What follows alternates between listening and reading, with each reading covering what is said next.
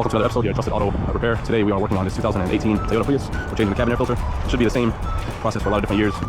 It's very simple. Just bring the glove box down. There's a strut, glove box strut here. You can get out the way, push on both sides, and there you have it. If you look inside there, you just have to squeeze two on the side, on just one side, and then it'll just come out. It's as simple as that. This one is a little bit dirty. Not too bad, but it's always good to have very clean air inside. It's like,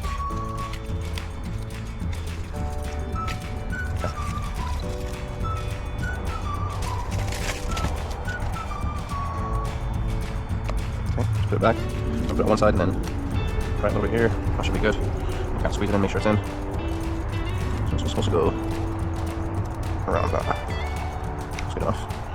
Right, and then you simply just slide it back in there.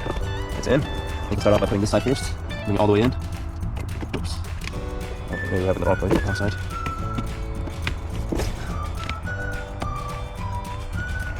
Let's get this. Okay. Alright, so you just have to put one side, push it in, and the other side should just fall in place. Make sure you still have this in place. You just push the glove box up, put that there, and then you are good to go. Thanks for watching. Have a good day.